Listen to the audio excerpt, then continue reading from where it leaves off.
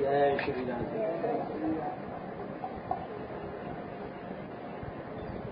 तव कथामृतम तप्त जीवनम कविभिरीडितम कल्मषापहम श्रवणमंगलम श्रीमदातथम भूमि गृणंति ते भूरिदा जना। श्री गोपी जनों ने कल जो कहा,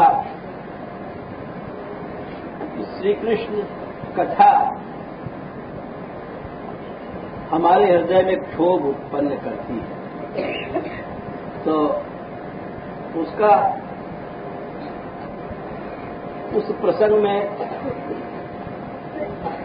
कल ये बताया गया कि प्रेम का जो क्षोभ होता है वो सांसारिक क्षोभ नहीं है, और उसके भीतर एक बड़ा गूढ़ हित छिपा होता है प्रेमास्पद के प्रति। प्रेम तो अपना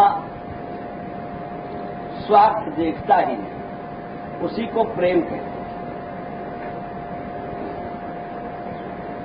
जरत्कारु का उदाहरण दिया था हमने कल। अपने त्याग की परवाह नहीं किया, ये पति परित्याग करेंगे, कुल की परवाह नहीं किया, और इसी को प्रेम कहते हैं। ये दुनिया में प्रेम नहीं है, मतलब से प्रेम किया जाता है, अपने सुख के लिए प्रेम किया जाता है, अपने मजा के लिए प्रेम किया जाता है, और अपने स्वार्थ के लिए प्रेम किया जाता है, जिसको काम कहते हैं। यहां पर प्रेम नहीं है। ये संसार स्वार्थमय है। ये बात भगवान श्याम सुंदर ने कहा था गोपी जनों से कि देखो, इस संसार में मिथो भजंत ये सख्या स्वार्थई कांतोद्यमाहिते न तत्र सौहृदम धर्म स्वार्थार्थम कद्धि नान्यथा। रास में श्री कृष्ण अंतर्धान हुए, उसके बाद प्रकट होते हैं, फिर से आते हैं। गोपियां पूछती हैं कि आप प्रेम तो करते नहीं हो, भागते हो, आप कौन हो? भगवान बोले कि संसार में प्रेम है ही नहीं। हम हंसे, तुम भी हंस गए, इसका नाम प्रेम नहीं है। ये एक व्यापार है। मिथो भजंत ये सख्या स्वार्थई कांतोद्यमाहिते। स्वार्थ छिपा है। न तत्र सौहृदम धर्म, प्यार नहीं है। हम हंसे तो तुम भी हंस गए, इसको प्यार नहीं कहते। ये कभी कभी बेवकूफी हो जाती है। चतुर व्यक्ति सोचेगा ये हंस रही है और हम भी हंसेंगे, 10 लोग देखेंगे, बदनामी होगी, इसलिए मुंह फेर लेता है। और जो प्रेम करने वाली नाराज होती है कि देखो हम हंस रहे, इसलिए मुंह फेर लिया। अरे मुंह क्यों फेरा गया? उसमें एक छिपा था। इसी तरह से सच्चा प्रेम ऊपरी व्यवहार से नहीं होता है कि हम हंसे और तुम भी हंसे। प्रेम देखता है हित। किसका हित? अपना हित नहीं। अरे अपना हित सोचना तो स्वार्थ हो गया। अपना फायदा सोचना स्वार्थ हो गया। अपना मजा सोचना स्वार्थ हो गया, काम हो गया। प्रेम सोचता है कि हम जिससे प्रेम कर रहे हैं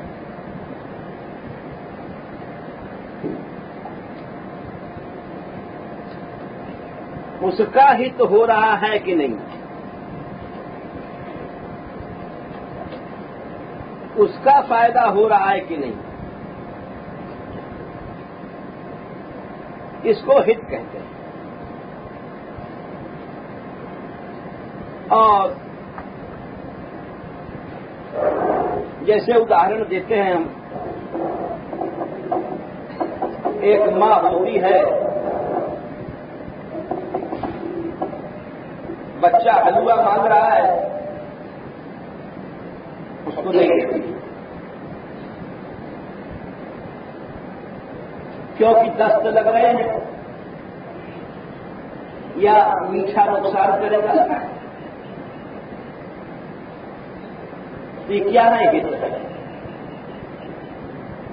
उसी तरह से श्रृंगार रस में भी जब इंद्रिय भोग गौण हो जाए, यानी मजा या सुख भूल करके नायिका केवल अपने नायक के प्रेम और हित को सोचती है तो उसको प्रेम कहते हैं।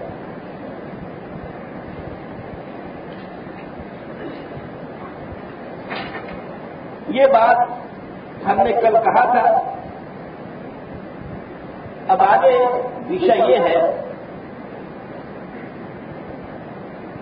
ये बात पहले भी आचार्य लोग कह आए हैं, अब फिर से कह रहे हैं उसी बात को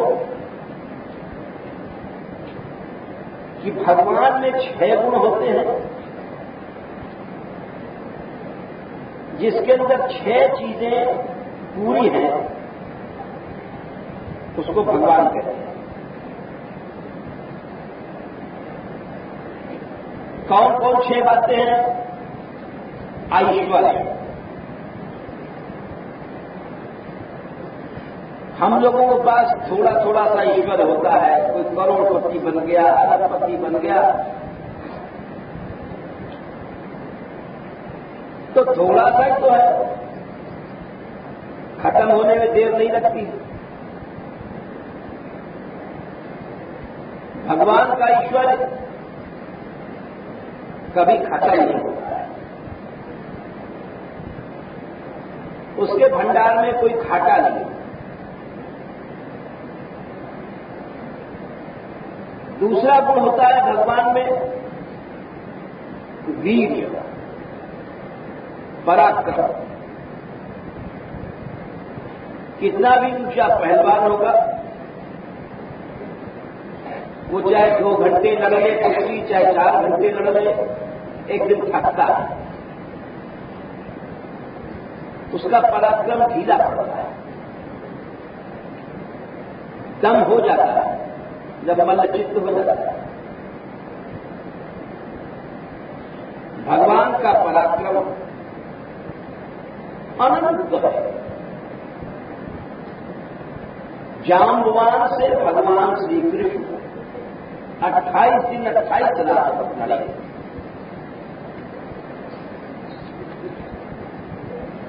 जाम्बवान सोचने लग गए कि मैं रावण से लड़ा, मेघनाथ से लड़ा,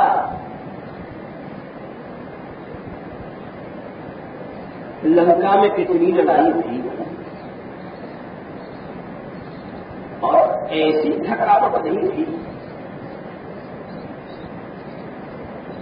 28 दिन 28 रात दिन रात लड़ते लड़ते बोले एक नस दूर करेंगे जिसे पकड़ा गया थोड़ा। ये कौन है? अरे जब हमने रावण से झटका झेला, मेघनाथ से झेला, सबसे झेला, और इसने नस नस ढीली कर दिया तो कौन है? तो अब जब पहले तो जोश में लड़ रहे थे, अंधे होकर के कि अभी मारते हैं, जिसके अंदर ताकत होती है वो सोचता है अभी तो सारे एक झापड़ में गिराओ। लेकिन जब नस ढीली हो गई तो सोचते हैं कि कौन है?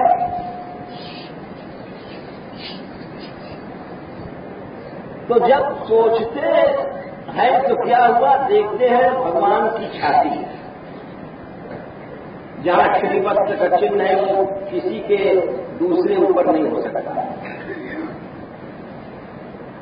इधर श्रीवत्स है,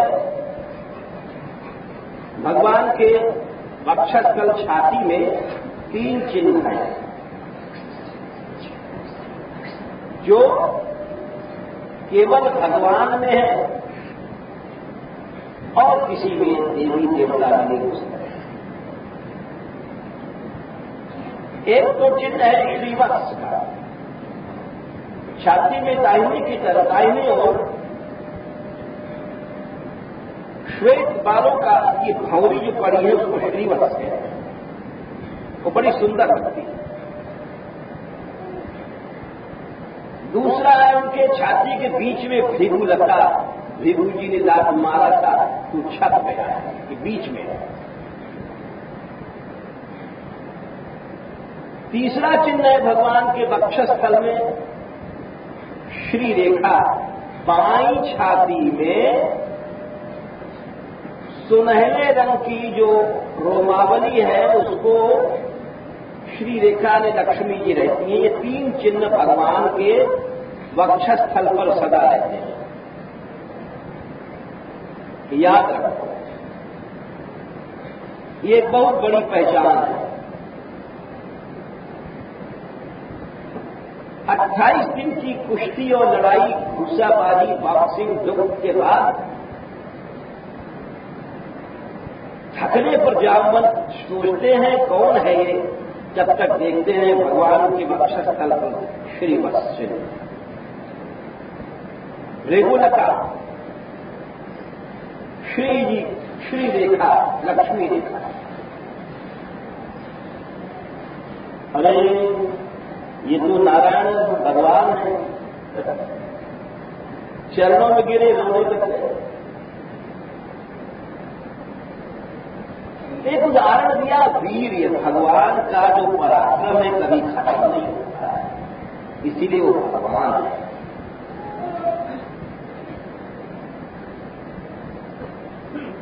ऐश्वर्यस्य समग्रस्य वीर्यस्य यशश्रिय। तीसरा गुण है भगवान में यश।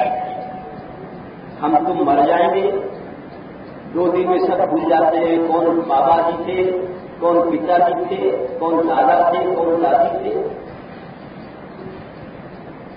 लेकिन अनंत ब्रह्मांडों में भगवान का यश गाया जा रहा है और सदा लोग गाते हैं। इसको कहते हैं यश।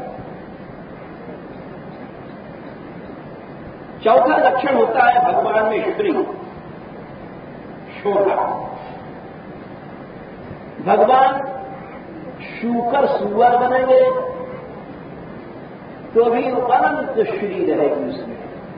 ऐसा नहीं कि जो ही सुअर है, थूसनी आगे लटक रही है, ऐसी बात नहीं। भगवान कच्छप भी बनेंगे, कछुआ, तो ऐसे नहीं जैसे कछुआ ही डोलते हैं। उनके दिव्य शोभा रहती है, शोभा में घटक आटा नहीं होता। चौथा गुण हुआ श्री। पांचवा गुण होता है भगवान में ज्ञान। हमारा तुम्हारा ज्ञान 2 मिनट में गायब हो जाता है। अभी रास्ते चल रहे हैं, किसी ने थूक दिया, थूक पड़ गई, सब ज्ञान गायब हो गया, गुस्से में आंख लाल हो गई, होठ फड़फड़ाने लग गए। ज्ञान गायब होने में 1 सेकंड नहीं लगता,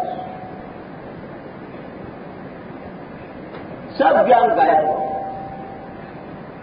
सुंदर रूप देखा,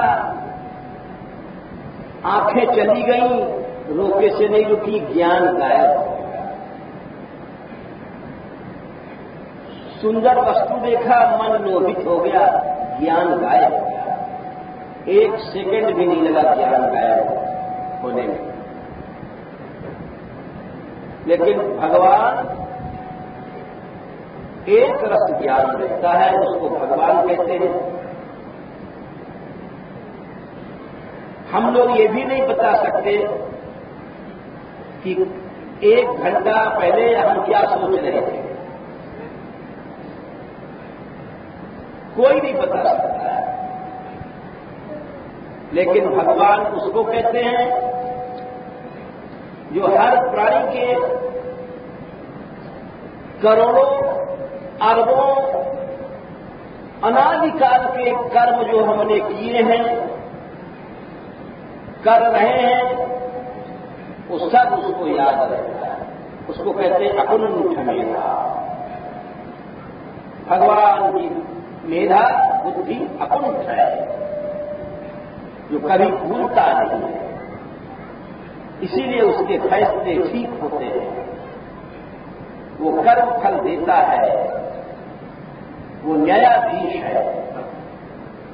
नमस्तस्मै भगवते कृष्णाय कुंठमेधसे। अकुंठ मेधा है जिसकी, उस अनंत ज्ञानवान को भगवान कहते हैं। 6वां गुण होता है भगवान में वैराग्य। निरंजन कहते हैं, यानी किसी से चिपकता नहीं। जैसे हम लोग चिपक जाते हैं, ये हमारा लड़का है, स्त्री है, ये पति है, एक क्षण में रो देते हैं, आसक्त हो जाते हैं। आसक्ति की पहचान क्या है? हंसते हैं और रोते हैं।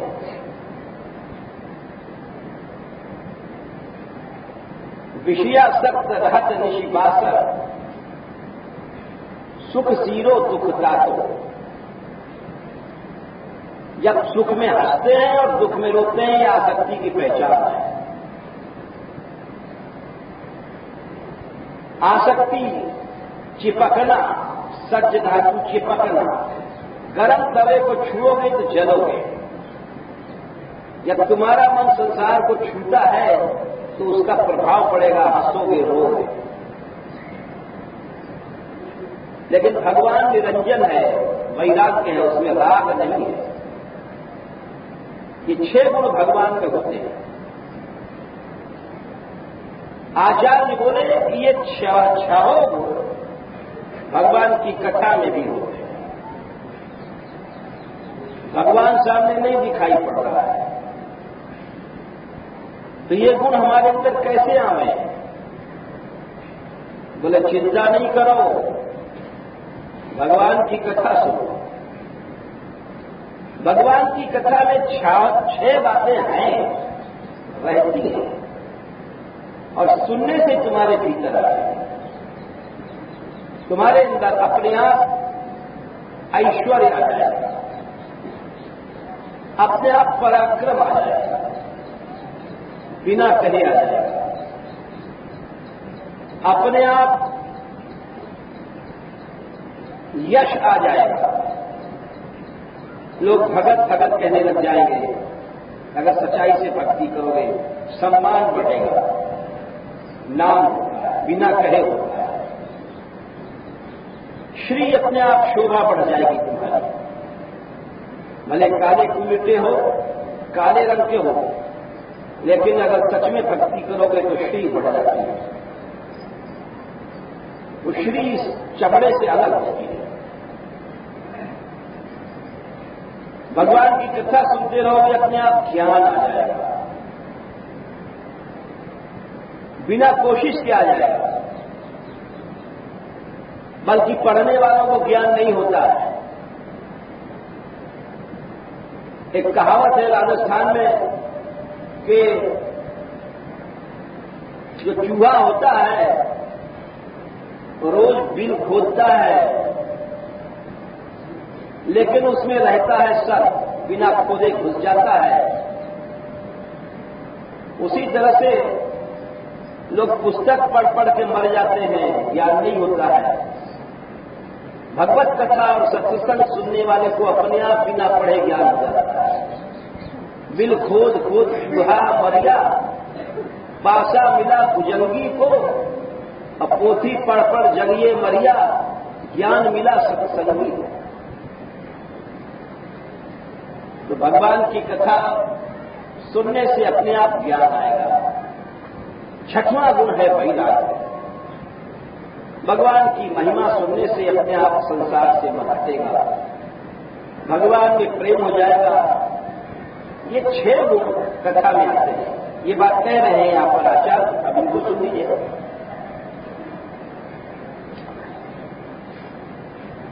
आततम इति ऐश्वर्य से कथन।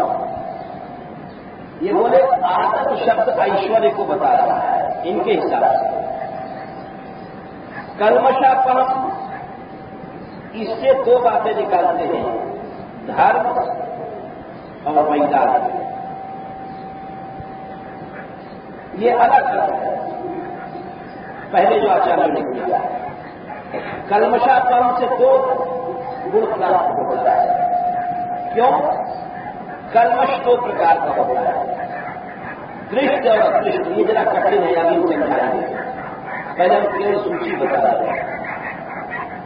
दृष्ट कल्मष और अदृष्ट कल्मष। दृष्ट कल्मष दूर करने से वैराग्य आता है, अदृष्ट कल्मष दूर होने से धर्म आता है। ये भी हम समझाएंगे। कविवीरितम, इससे यश की प्राप्ति है।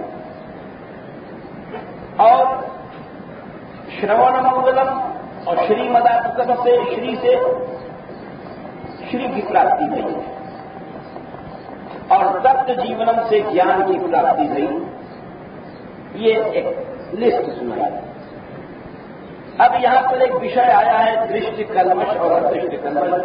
ये समझना है क्योंकि ये कठिन है, और ये तभी समझ में आता है जो कठिन बातें होती हैं। हम उसका उदाहरण भी दे देते हैं, कोशिश करते हैं समझाने के लिए। देखिए, कल्मष माने गंदगी। ये 2 तरह की होती है। ये बहुत मोटी भाषा में हम कह रहे हैं, कठिन ऐसा नहीं है, समझ आएंगे। गंदगी 2 तरह की होती है। एक तो जो दृष्ट माने दिखाई पड़ रहे हैं, एक अदृष्ट माने जो दिखाई नहीं पड़ रहे। एक आदमी आया और आपके पास माला झोली लेके आया, तिलक लगा के आया और भजन करने के लिए आया, था डाकू। मौका मिला आपको गोली मार के चला गया। यानी उसकी गंदगी दिखाई नहीं पड़ी आपको। और एक आया सामने रिवाल्वर लेकर के है तो दिखाई पड़ गई, यहां आई तो बड़ा बदमाश आ गई। तो गंदगी 2 तरह की भाई, एक जो दिखाई पड़ती है और एक जो दिखाई नहीं पड़ती। जो दिखाई पड़ती है सामने, वो है पुरुषार्थ जो हम करते हैं, कैसा काम कर रहे हैं।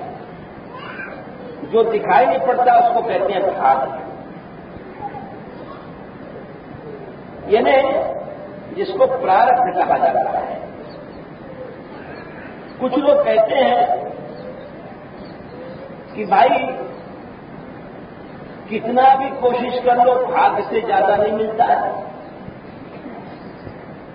तो इसलिए कुछ मेहनत मत करो। जो विधना ने लिख गई छठी रात के अंक, राई घटे नकिल बढ़े रहुरे जीव निशक। तो भाग्यवादी तो बोले अदृष्ट वाले कि तुम कितना कोशिश कर लो, जो तुम्हारे भाग में सुख दुख लिखा है तो तुम मिलेगा ही। दूसरे जो दृष्ट वाले थे वो बोले नहीं, कर्म बड़ी चीज है, भाग्य वाग्य कुछ नहीं है, सदा कर्म करो। है दोनों चीजें, इसीलिए आचार्य लोग लिख रहे हैं कर्म का विधान दृष्ट कर्म अदृष्ट कर्म। तो इस झगड़े का फैसला क्या है? अगर ये मान लिया जाए कि सब कुछ भाग से होगा तो भैया खेती बाड़ी ही बंद कर दो। बोले क्यों? खेत में गए, बहुत जुताई किया, बुआई किया, खाद लगाए, पानी लगाए, नलाव किया, ये सब करने के बाद पकी फसल पर ओला गिरे, सब फसल नष्ट हो गई। बोले देखो इतना मेहनत किया और भाग खराब था, फसल पर ओला गिर गया, इसी को कहते हैं दुर्भाग्य। तो भाग्य बड़ी चीज है। अब इसका फैसला यह है, ये बहुत बड़ा प्रश्न है, इसका फैसला थोड़ी देर में नहीं हो सकता है, लेकिन हम कोशिश कर रहे हैं। इसका फैसला ये होता है कि एक उदाहरण लीजिए, जैसे सती जी का जन्म हुआ पार्वती बनी। वो दक्ष के यज्ञ में उन्होंने शरीर छोड़ा था। यज्ञ के बीच में सब लोग जानते हैं शिव का भाग न देख करके शरीर उन्होंने जला योग बनी से। वही पार्वती हिमालय के यहां कन्या बनती है, और कन्या आखिर जगत जननी है। कन्या बनने के बाद उनके पैदा होते ही मान सब घर भर गया, रिद्धियां सिद्धियां चारों ओर घूमने लग गई। हिमालय को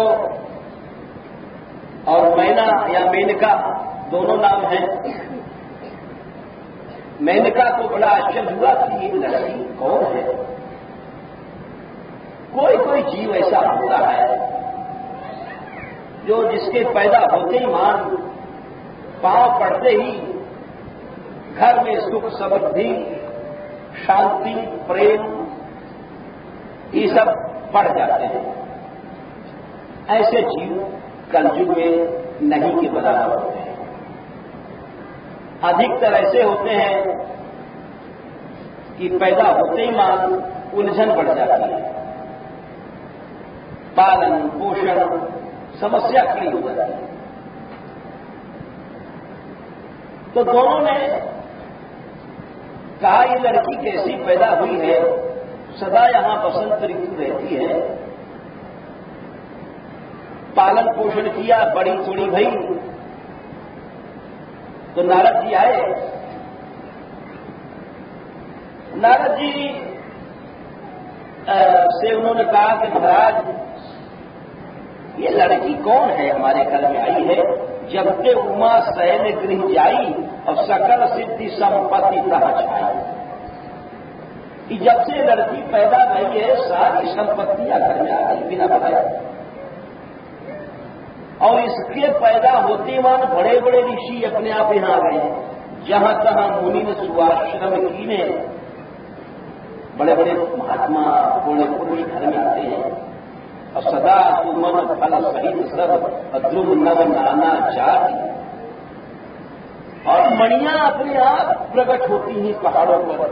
प्रगति सुंदर शैल पर मणि आकर बहुभांति। चले जाओ रास्ते में मणियां ऐसे पड़िया अपने आप मिल जाएंगी। कैसी लड़की है, कहां तो मणियां खोदने से भी नहीं मिलती थी। सरिता सब पुनीत जल बराहन, नदियों में स्वच्छ पानी बहा रहा है, अमृत की तरह। अरे घर ही नहीं, देश पवित्र हो जाता है, वो देश पवित्र हो जाता है, गांव तक पवित्र हो जाता है पुण्यात्मा के जन्म से। खग अमृत मधुप सुखी सब बताई, चिड़िया चोटे हिरण भौरा भौरी ये सब मजा मारता है। इसको कैसे पुण्यात्मा? इसको पुण्यात्मा नहीं कहते हैं कि आप छोरा पैदा रहो 10,000 की लाटरी कर दो, उसको नहीं कहते कि वो छोटी बात है। देश पवित्र हो गया, गांव पवित्र हो गया और सहज पैर सब जीवन त्यागा। 10,000 की लाटरी खुली, घर में लाए और झगड़ा होने लग गया। बहू बोली हमारे पास ला, डोकरा बोला हमारे पास ला, मां बोली हमारे पास ला, भाई बोलेगा अभी अब छोरी को कर चुकाना है, यहां रखे 10,000 यहां रख। वो 10,000 के पीछे लड़ाई डंडा और लटपटेगा सुनी, उसको पुण्यवान नहीं कहते हैं। पुण्यवान कहते हैं सहज पैर उसका जीवन त्यागा। घर में प्रेम हो गया, कहीं गलत नहीं हुआ। गिर पर सकल करई अनुरागा, सारे लोग प्रेम करने लग गए हिमालय से। दुनिया में कोई वैरी नहीं था, उसको कहते हैं पुण्यात्मा। असो हुसैन गिरजा दे आए, ये सब बहुत बातें कही नारद जी से। नारद जी आए तो पूछने लग गए कि ये लड़की कौन है। नारद जी आए तो अपनी स्त्री को साथ लेकर के नारी सहित मुनि पद सिर रहा। कुछ लोग कहते हैं कि स्त्री को पांव नहीं छूना चाहिए, भक्ति शास्त्र के अनुसार एक गलत है। महापुरुष आए हैं, भक्त आए हैं, तो देखो ने यहां लिखा है हिमालय जी पार्वती की माता के साथ जाकर के उनके चरण छूते हैं। और यही नहीं, सुता बोली मेली मुनि चरना, अपनी कन्या को ले जाकर के नारद जी की ऋषि में के चरणों में डाला दिया। भगवान का भक्त भगवान से भी बड़ा हुआ है। जो लोग भक्ति नहीं जानते हैं वो ऐसी शंका करते हैं। और उन्होंने कहा कि इस लड़की का भाग्य बताइए। भाग्य और पुरुषार्थ की बात चल रही है, समझ लीजिए विषय क्या है। नारद जी बैठ गए और हाथमा देखा या नहीं देखा, चेहरे देख के बताने लग गए सिखालक हैं। वो बोले सुता तुम्हारी सकल गुण खानी, तुम्हारी लड़की में सब गुण है। सुंदर सहज सुशील सयानी, बड़ी सुंदर तो है ही है और सुशील भी होगी। ऐसा नहीं है कि कोई देखा जाता है जो बहुत सुंदर होती है वो बहुत नखरेल होती है, हमेशा उसका नखरा चढ़ा रहता है और हमेशा गुस्सा चढ़ा रहता है, हमेशा दुलत्ती झाड़ती रहती है। तो ऐसी सुंदरता नहीं है। सुंदरता उसको कहते हैं कि सुशील हो। सुंदरता के साथ सुशीलता जरूरी है। अपने रूप का गुमान करने वाली सुशील होती है, सुशील नहीं। नाम उमा अंबिका भवानी, इसके बहुत से नाम है। भवानी कहेंगे कुछ लोग उमा कहेंगे, कुछ लोग अंबिका माता कहेंगे। बहुत से उन्होंने गुण बताए। ये अपने पति को बड़ी प्यारी रहेगी, इसका सहवास बने सुहाग अमर रहेगा, इससे माता पिता को यश मिलेगा, ऐसी लड़की है और ये बड़ी पूज्य होगी, इसकी बड़ी पूजा होगी संसार में। अब एक बात और है, अवगुण भी सुन लो इसके। गुण भी होते हैं, अवगुण होते हैं। यही हम कह रहे थे, अदृष्ट माने दुर्भाग्य। दुर्भाग्य में मनुष्य को करना क्या चाहिए, दृष्ट और अदृष्ट कल्पश की बात चल रही थी। ये रूप वगैरह बड़ी चीज नहीं है संसार में, यद्यपि रूप को ही बड़ा माना जाता है। मनु ने लिखा है कि दुनिया कैसी है। ये मनु जी की श्लोक है, कन्या वरयते रूपम, माता वित्तम पिता श्रुतम, बांधवा कुलमिच्छन्ति, मिष्टान्नम इतरे जना। ये मनु कहते हैं कि जब कन्या का ब्याह होता है तो जितने लोग हैं वो अलग अलग चीज चाहते हैं। कन्या क्या चाहती है, वरयते रूपम, छोरा मनुख हो, बड़ी बड़ी आंख हो, बढ़िया भजा हो, अच्छा वक्षस्थल हो और पृष्ठ पुष्ट पट्टा हो, वो रूप चाहती है। और देखा जाता है कि प्राय बहुत से बड़े बड़े घर की लड़कियां गरीब लड़के के साथ फंस जाती हैं, अच्छा रूप था। तो कन्या तो रूप चाहती है। माता वित्तम, माता कहती है भाई रूप से क्या होगा, हाईवे को नहीं दूल्हा पे क्या भीख मांगे। मैया तो कहती है भाई पहले आप छोरी को देखो, धनवान घर में है, छोरा के पास कुछ जमीन जायदाद है, नौकरी लगी है कि नहीं है, हमारी छोरी खावेगी क्या खावेगी, क्या पहनेगी। तो माँ तो कहती है कि वो वहां टका हुआ है कि नहीं आके ससुराल। और पिता क्या कहता है, पिता श्रुतम, पिता में कुछ ज्ञान होता है, वो कहता है भाई धन बड़ी चीज नहीं है। शुद्ध माने ज्ञान है कि नहीं है, दूल्हा में कहीं ऐसा तो नहीं। अब कितने पैसा वाले हैं शराब पीते हैं, मस्त पड़े रहते हैं। एक लड़की मथुरा में हम एक बार बहुत पहले गए थे, बड़ी भक्त थी।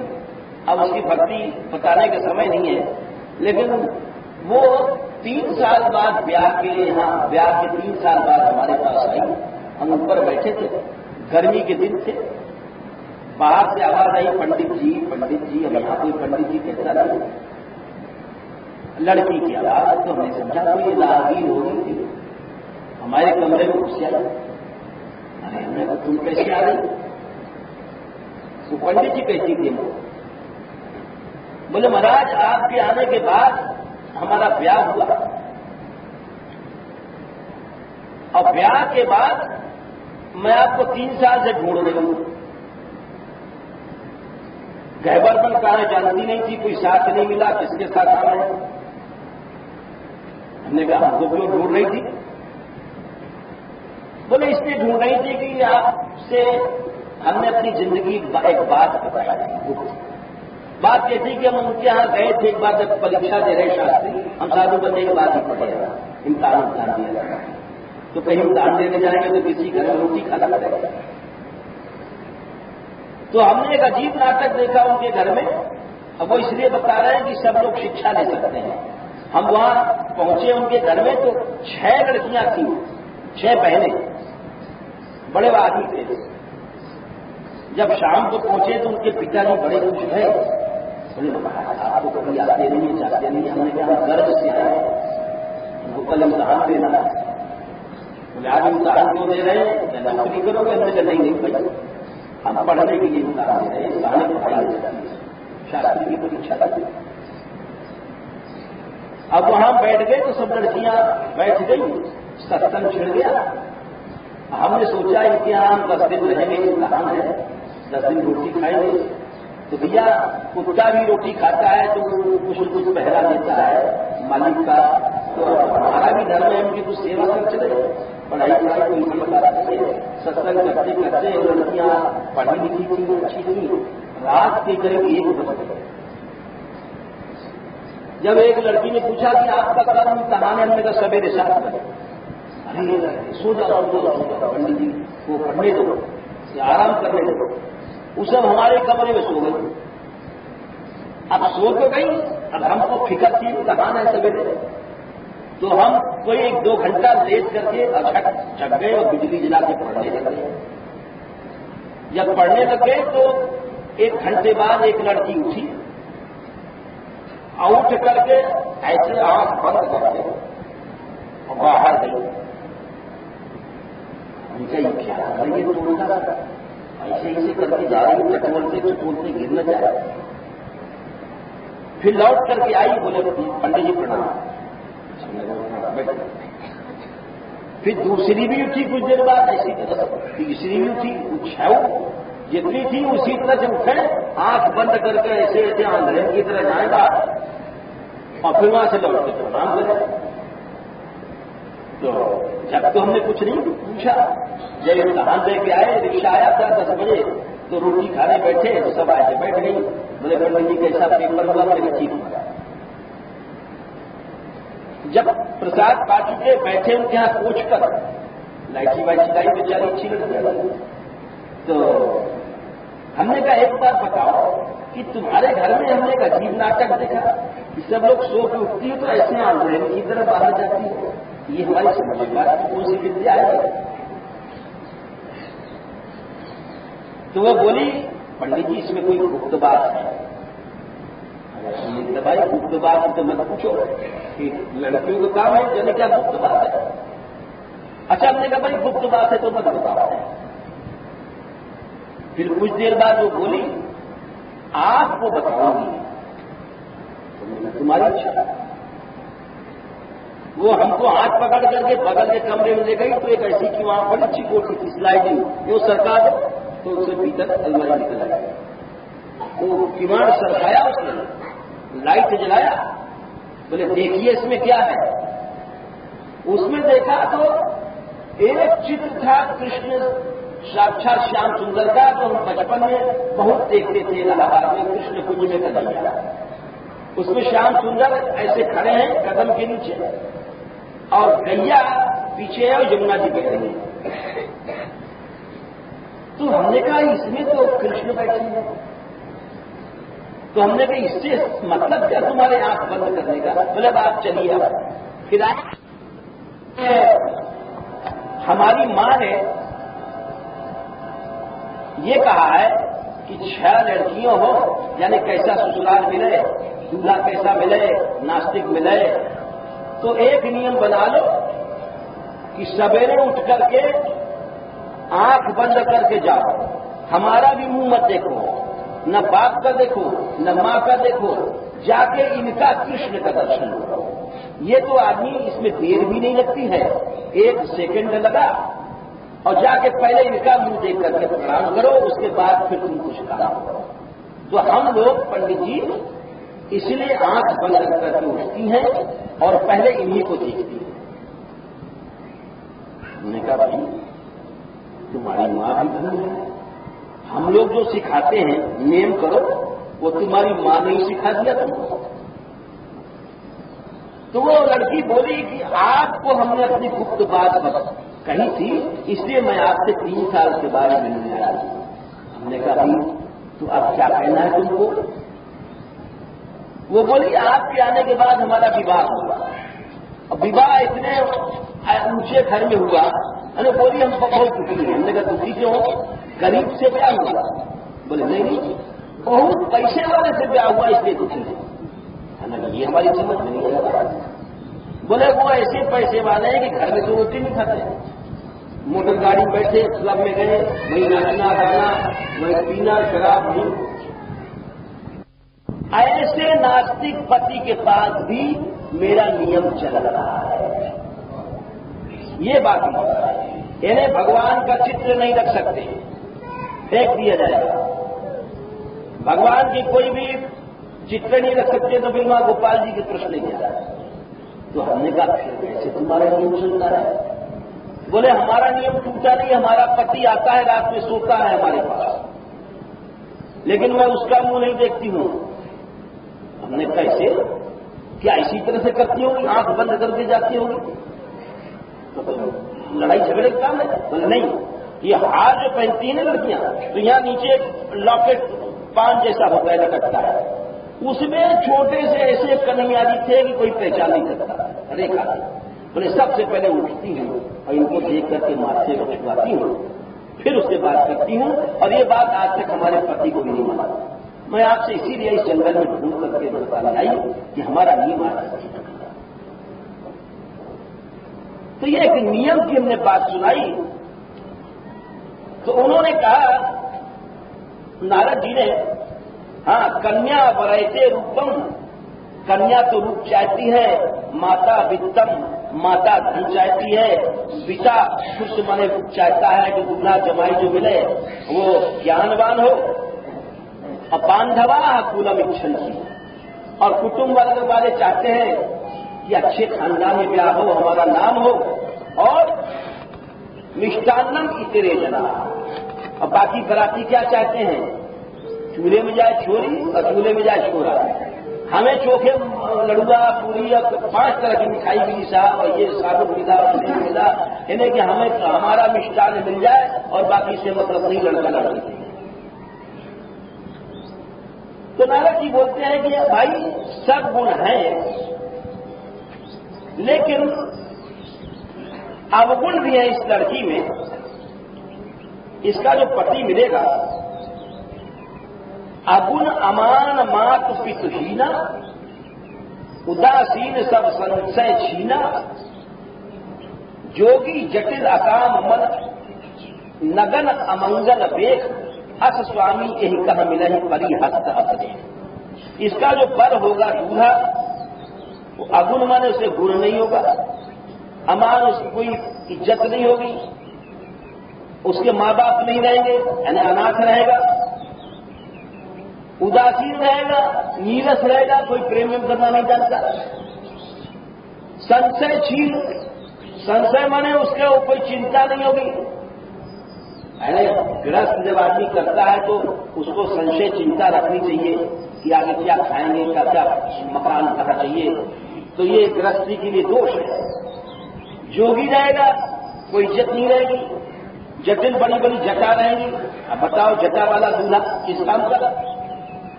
अकाम, कोई इसके मन में इच्छा नहीं होगी। और बोले और सुन लो, नंगा रहेगा, 24 घंटा नंगा, बिल्कुल बेशर्म। अमंगल भेष, और उसका भेष ऐसा मंगल रहेगा कि सांप पीछू लटकते रहेंगे। अब तो बोले ये इसके हाथ में रेखा पड़ी है, सब तो या छोरी में गुण है, लेकिन ये अवगुण जरूर है। अब इतना सुनते मान उन्होंने कहा, मां घबराई। और मां घबराई कैसी क्या है? अरे न तो कन्या बर रहो कुंवारी। बोले भैया हम अपनी छोरी को ब्याह नहीं करेंगे। अरे नंगा, भिखमंगा, अमंगल वेद, हम ब्याह नहीं करें अपनी छोरी। कल तुमा मम प्राण प्यारी, अरे हमारी प्राण प्यारी छोरी है, इसको नंगा के साथ ब्याह करते हैं, हम नहीं करें। तब वो नारद जी कहते हैं, देखो भाग्य तो इतना खराब है, लेकिन बात यह है कि मनुष्य को भाग्य के खराब होने पर भी पुरुषार्थ नहीं छोड़ना चाहिए, कर्म जरूर करना चाहिए। क्यों? कि उससे क्या होता है? आगे कहते हैं कि भावी में टिसके त्रिपुरारी। जब मनुष्य भजन करता है तो भजन करने के कारण जो खराब प्रारब्ध है उसका वेग घट जाता है। ये बात शास्त्र में लिखी है। देखो जैसे हम प्रमाण देते हैं, बड़ा सुंदर प्रमाण है। ये ब्रह्म वैवर्त पुराण में इसका फैसला किया गया है। दैवाधीनम जगत सर्वम जन्म कर्म शुभाशुभ। सारा संसार भाग्य के अधीन है। अच्छे कर्म बुरे कर्म, अच्छे कर्म आएंगे सुख दे जाएंगे तुमको, बुरे कर्म आएंगे सब त्याग उड़ना के चले जाएंगे। संयोगाश्च वियोगाश्च, ये जितने संयोग वियोग होते हैं ये सब दैवात परम बलम न च दैवात परम बलम, ये भाग्य के अधीन होते हैं।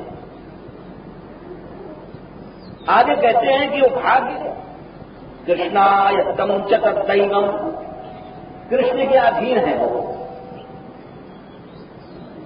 सारा जितने प्राणी है दुनिया में उनका भाग्य कृष्ण के अधीन है। कृष्णायत्तम च तद्दैवम सदैवात परतस्ततः, भगवान उन प्रारब्धों से ऊपर है। भजन्ति सततम संतः परमात्मानमीश्वरम, संत लोग जो समझदार हैं वो ये सब नहीं देखते कि किसी को हाथ देखा मैं और किसी के पास पूछने जाए हमारे दिन कैसे हैं, कोई खोपा है वो चूम मांगे तो हाथ दिखा रही है कि हमारे दिन है बताइयो। बोले इसे गड़बड़ मामला है। केवल भगवान का भजन करो, कोई भाग्य तुम्हारा मिटा देगा।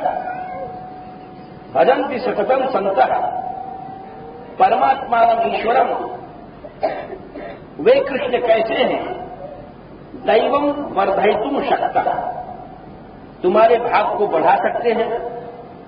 क्षयं कर्तुम स्वलीला, तुम्हारे दुर्भाग्य को नष्ट कर सकते हैं।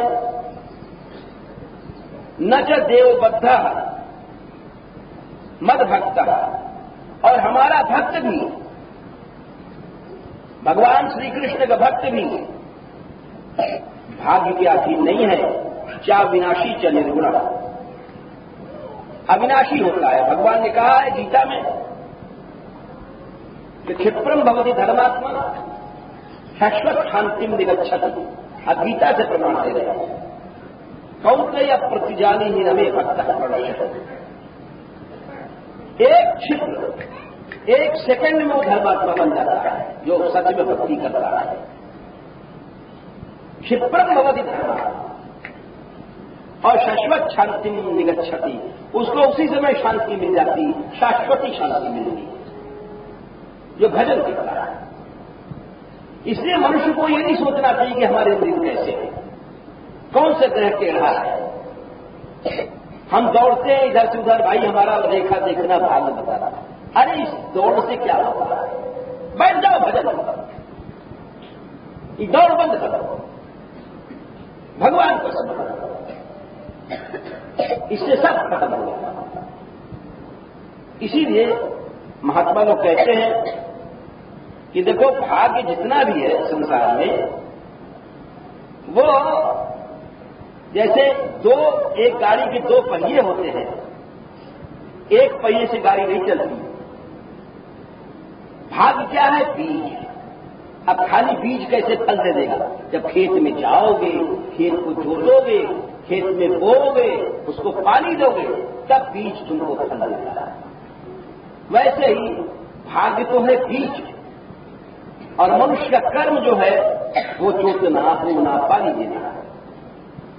यदि तुम खराब समय में, भाग्य खराब है और तुम अच्छे कर्म नहीं करोगे, जैसे तुम्हारी फसल है, नराव नहीं करोगे तो सब फसल नष्ट हो जाएगी, तो वो दुर्भाग्य तुम्हें और बढ़ करके सताएगा। बीमार हो उस समय भजन ज्यादा करो, नहीं तो बीमारी और बढ़ेगी। ऐसा मत सोचो कि हम निराश हो गए, अब भगवान कितना खराब है, हाथ पांव तोड़ दिया, भगवान को गाली देने लगे। नहीं, कर्म करो, भक्ति करो, उससे तुम्हारा जो दुर्भाग्य है वो घटेगा। ये शास्त्र का सिद्धांत है। इसी कारण से दृष्ट कल्मष और अदृष्ट कल्मष ये दो होते हैं। और जब पार्वती का भाग्य ऐसा खराब दिखा था, तब नारद जी ने कहा ये तपस्या करें। इस तपस्या से वो सब मंगल हो जाएगा। उस तपस्या से, उस भजन से उनको महादेव जी मिले, सारे संसार में पूज्य बन गई। इस कारण से भगवान की कथा दृष्टि कल्मष को भी दूर करती है और अदृष्ट को भी दूर करती है। यानी हम लोगों को दोनों स्थितियों में भगवान की कथा हमारे दृष्टि कल्मष और अदृष्ट कल्मष दोनों को नष्ट करती है। ये आचार्यों को मत है। तब कथा श्रवण